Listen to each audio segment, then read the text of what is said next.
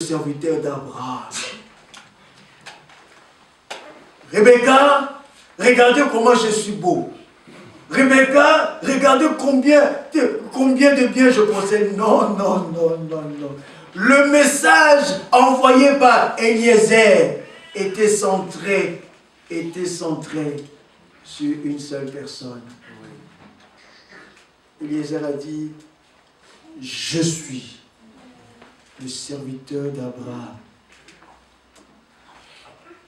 Mon maître, c'est un homme riche. Mon maître a des grands biens. Mais mon maître a un fils unique, à qui tout l'héritage appartient. Est-ce que vous entendez le message? À qui tout l'héritage appartient. Je suis venu pour chercher la femme pour le fils. Mais je ne veux pas les chercher n'importe où. Je ne veux pas les chercher dans les bars. Je sais où. Alléluia. Je suis heureux lorsque je vois le Fils de Dieu épouser des filles de Dieu. Hein? Le monde, on laisse le monde. Oubliez le monde. C'est dommage lorsqu'un frère va aller chercher ailleurs. En tout cas, je ne veux pas prendre part à ce mariage-là. Ne soyez pas surpris, je le dis sincèrement.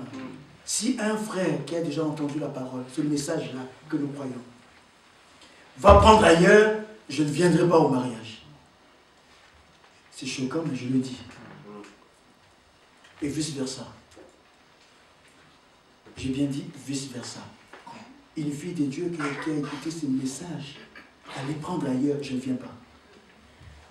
C'est difficile, mais comprenez. Les choses sont sérieuses maintenant. Nous devons prendre les choses au sérieux. Comprenez notre position. Eliezer a continué disant, laisse frère, ne t'en fais pas. Merci. Je suis venu parce que mon maître a un fils, l'héritier de tout. Et je disais, il n'est pas allé ailleurs, mais Eliezer cherchait le caractère. Il dit, nous cherchons ceux qui peuvent croire rien que la vérité de la Bible. Oui. Ceux qui vont rester rien que dans ce qui est écrit dans la Bible. Ah, ce sont ces âmes-là que le Seigneur cherche maintenant. Il dit, je sais où est-ce que je peux les trouver. C'est pas n'importe où. Je veux me présenter, je veux me mettre à la source. Nous avons une source d'eau vive. Amen. Et qui est la source d'eau vive? Jésus-Christ a dit, je suis la source d'eau vive. Eliezer, celui-là, il dit, Seigneur, la mission est difficile. Mais je sais que ma mission réussira. Vous voyez, la mission est difficile, hein? Mais la mission réussira. Alléluia. Amen. Que seulement ceux qui peuvent croire rien que l'ainsi dit le Seigneur, c'est ceux-là qui sont appelés. Mais Eliezer a dit, Seigneur, toi qui m'as envoyé. Abraham m'a déjà rassuré. Abraham l'avait déjà rassuré. Mon ange, l'ange qui m'a toujours conduit, je te rassure, Eliezer. Alléluia. Mais c'est déjà la réussite déjà de la mission. Mon ange sera avec toi. Et il te fera réussir ta mission. Dis, Seigneur, maintenant, je prie. La femme que tu as prédestinée. Vous voyez, même dans le mariage, il y a question de la prédestination. Si tu vas épouser une femme qui n'a pas été faite pour toi, en tout cas, tu vas nous appeler. Nous, notre état, c'est simplement de compatir. Nous allons compatir, mais le reste, nous ne pouvons rien faire. Je le dis sincèrement, nous ne pouvons rien faire. Même dans le mariage, question de la prédestination. Nos sœurs, nos frères qui ne sont pas encore mariés, ne vous précipitez pas. Ce n'est pas la course. Hein? Puisque 2 ou 3 vont se marier bientôt, toi aussi tu regardes, bon, En tout cas, je voulais dire un mot, il n'y a qu'une personne qui peut comprendre cela dans la salle. En tout cas, ça serait du tonnerre. Parce que dernièrement, je parlais, il y a des seaux que je n'ai pas encore ouverts. Mais il y a une sœur qui m'a dit, frère, là c'est le seau, mais il y a du tonnerre encore. Bon, et c'est à qui j'ai fait allusion. Bon, vous voyez bien aimé. Donc, ne vous précipitez pas, je vais terminer bientôt. Ne vous précipitez pas. Non. Ce n'est pas la course. Prenez le temps de prier. D'ailleurs, je ne parle pas aux sœurs, je parle aux frères. Hein. Le sœur, vous n'avez pas besoin de prier, attendez. Si un frère vient se présenter à vous, c'est à ce moment-là que tu vas commencer à prier. Disant, Seigneur, est-ce que c'est lui ou ce n'est pas lui? Montre-moi, Seigneur, révèle-moi, quelle est ta volonté? Mais ne commencez pas, bon, je suis heureux parce que vous êtes là pour des corrections, dans les dénominations. Toutes les jeunes sœurs prient, Seigneur, moi j'aimerais, donne-moi mon mari, Seigneur, donne-moi, j'aimerais mon mari soit comme cela. Oh. Quand vous priez comme ça, le diable écoute. Il te donnera exactement tel que tu as demandé là. Mais c'est un imitateur. Mais toi, reste simplement tranquille. Dieu, la Bible dit, une femme a été faite pour un homme. Donc, là où tu es sorti, la personne est quelque part. Bon, en tout cas, bon, vous allez quand même m'excuser. Si vous êtes destiné aussi au mariage, parce que ne pensez pas que tous avant l'enlèvement, nous allons nous marier. Hein. Bon, moi je suis déjà marié. Parce qu'il y avait un frère qui disait, oh non, le Seigneur tarde encore parce que moi je ne suis pas encore marié. Que le Seigneur attende encore, moi je puisse me marier. Non! Ce n'est pas question de ça. Non. Il y en a d'autres qui vont partir sans être mariés. C'est pas grave. Tu me diras, frère, toi, parce que tu es marié. Non, je te dis la vérité. C'est pas grave, le mariage est terrestre. Hein? Le mariage est terrestre vraiment. Lorsque nous serons là-bas, il n'y a pas question de mariage. Non, c'est fini. Mais le Fils de Dieu doit d'abord prier. Ne choisissez pas d'abord. Après, tu viens, tu commences à prier pour dire, Seigneur, est-ce que c'est vraiment elle? Oh, tu as déjà fait le choix. Prie, sans faire le choix, laisse-toi conduire. Et au temps de Dieu, hein?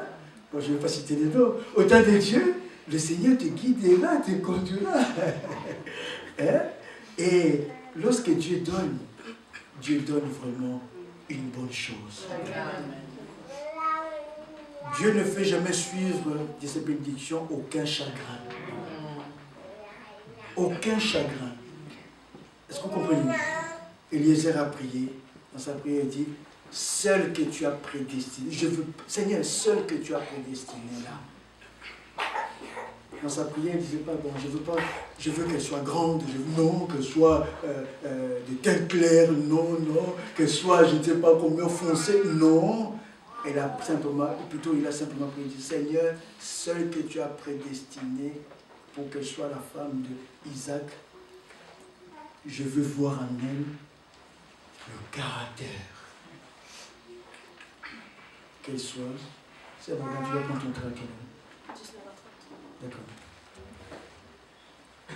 Je veux voir le caractère. Qu'elle va venir ici. Je lui demanderai de l'eau à boire. Elle va puiser de l'eau. Elle me donnera. Sans que je lui demande. Qu'elle donne aussi au chameau. Au nom de Jésus. Bon, je parle pour nous. Hein. C'est pas, dans leur temps, c'était autre chose. Hein. Nous, dans ce temps, au nom de Jésus, Amen. Lorsqu'il a dit simplement Amen, Rebecca sort. Rebecca sort. Et elle va directement au puits pour puiser de l'eau. Eliezer lui demande. Vous voyez que c'est vraiment la conduite de l'esprit. Eliezer lui demande, donne-moi de l'eau à boire. Sans discussion, sans résistance. Dans le cœur des élus, il n'y a aucune résistance à la vérité. Même si la vérité me condamne, je dis toujours Amen à la chose. Je dis, Seigneur, tu connais ma faiblesse, mais aide-moi. Sans résistance. Elle puise de l'eau, elle donne à Eliezer. Eliezer était là, stupéfait. Regardons comment le Seigneur est en train d'accomplir son œuvre. Il dit, oh, et comme on disait hier, lorsque Dieu commence à ramener les élus, on est étonné. C'est comme si on fait un rêve. Hein? On fait un rêve.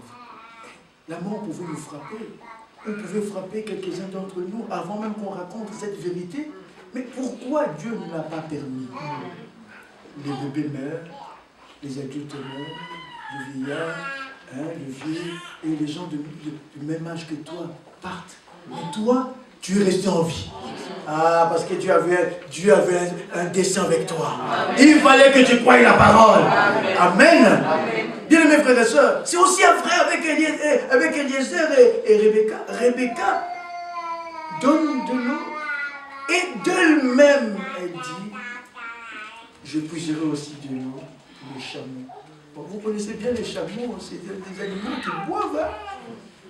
Mais cette femme a dit, pour moi, je suis là, je suis faite que pour obéir à la parole. Elle a puisé, elle a donné. Eliezer regardait, il dit, merci, dans son cœur, il disait, merci Seigneur. Merci d'avoir fait réussir mon voyage. C'était. Et Eliezer lui prend la main, lui pose la question. Où sont tes parents? Où tes parents? Qui sont-ils?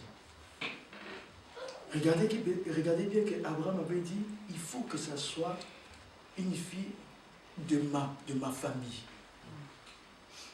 Ce n'est pas un hasard. Dans les choses de Dieu, il n'y a pas d'hasard. Dans les choses de Dieu, il y a la question de la conduite de l'Esprit de Dieu. Rebecca répond, je suis fils de tel. Et ça tombe, pas par coïncidence, mais Dieu a conduit les choses, c'est de la famille d'Abraham. Les choses, je profite vraiment pour terminer un tout petit peu, les choses ne sont pas arrêtées entre Eliezer et Rebecca. C'est bizarre. Moi, je l'ai dit, c'est bizarre. Il y en a d'autres qui se fiancent. Ils sont fiancés sans même que les parents sachent. Les deux se sont rencontrés et deviennent fiancés. Les parents ne sont même pas au courant. Mais comment les jeunes filles, tu acceptes déjà le fiancé, sans que tes parents soient au courant. Mais il faut revenir. Dis aux parents. Beaucoup craignent que le parent leur donne des conseils. Bon, je dis bien le conseil biblique. Peut-être si je dis à mon papa ou à maman, elle me dira ça, ou plutôt il me dira ça. Ils craignent de le dire. Non, il faut tout ramener aux parents. La preuve que Dieu est dans la chose. Dieu est dans la chose. Lorsque Dieu est dans la chose, même le parent seront aussi d'accord à la chose. Si le papa de la jeune fille dit non, la chose ça s'arrête là. Ne forcez pas. Ne persévère pas. C'est fini. C'est fini. Papa dit non, c'est fini. C'est fini. Mais il y en a d'autres qui veulent bien forcer la main. À force de forcer la main, bon, le oui sort. Toi, tu penses que le oui, là, c'est Dieu. Oh, vous voyez, regarde d'abord, le commencement, c'était pas juste. Bon, en tout cas, il faut que je termine. Remarquez que Rebecca ramène tout dans la maison. Elle a tout dit aux parents. Les parents disent, bon, que cet homme-là vienne. Il est venu. Ils l'ont vu. Ils ont parlé. Ils l'ont même donné là où il devait dormir. Les parents eux-mêmes, ils étaient convaincus. Les parents, ils étaient convaincus. Hein. Ils ont dit, cette affaire vient de Dieu. Vient de Dieu. Alors, nous ne pouvons même pas nous opposer. Nous ne pouvons pas nous opposer. Comme ça vient de Dieu, on attend simplement. Et l'homme, il dit, bon, je ne vais pas aussi aller comme ça sans payer ma... Non, l'homme a payé la dot. Lorsqu'on paye la dot, c'est un échange d'autorité qui s'est fait. C'est-à-dire, une fille ou une femme, durant toute sa vie, écoutez bien, bien aimés, toutes les jeunes sœurs, écoutez bien.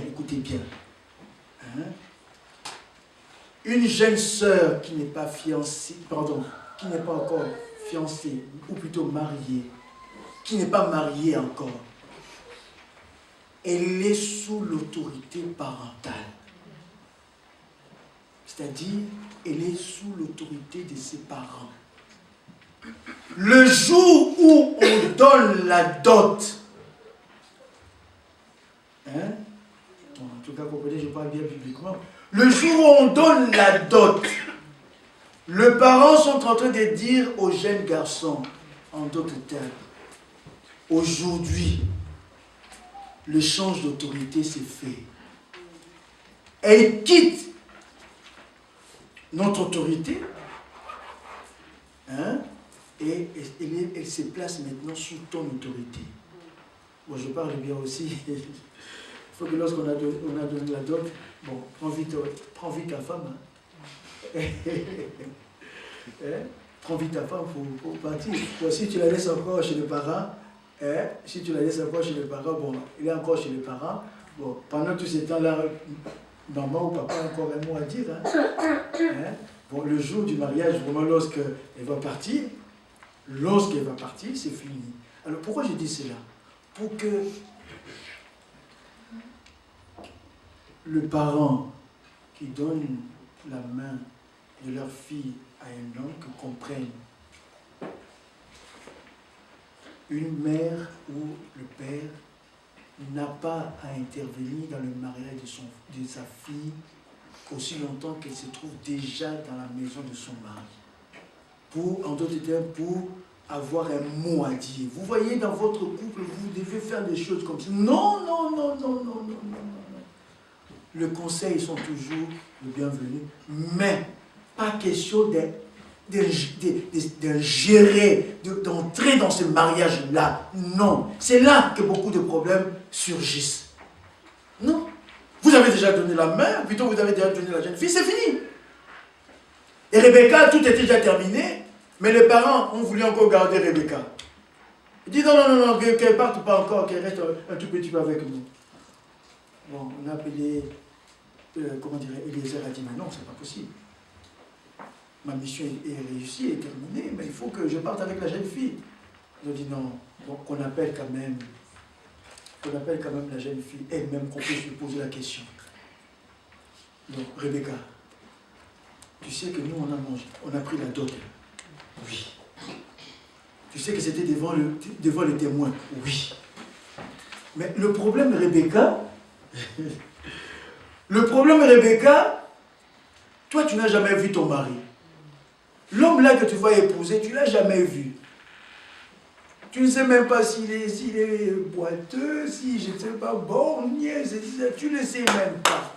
Mais, tu nous as parlé, nous avons vu que Dieu est dans la chose. Bon, maintenant, nous aimerions bien t'entendre toi-même. Voudrais-tu partir avec cet homme? Écoutez la réponse de la jeune fille. Oui, j'irai. Oui, j'irai. Mais il devait aller vers un homme qu'il ne connaît pas. Amen. Vous voyez qu'est-ce que c'est? Vous avez déjà vu Jésus-Christ? Non. Ah, mais nous l'aimons sans l'avoir encore. Amen. Eh oui. Mais je vous l'ai dit, il est le plus beau. Amen. D'entre 10 000. Amen. Je ne parle pas de la beauté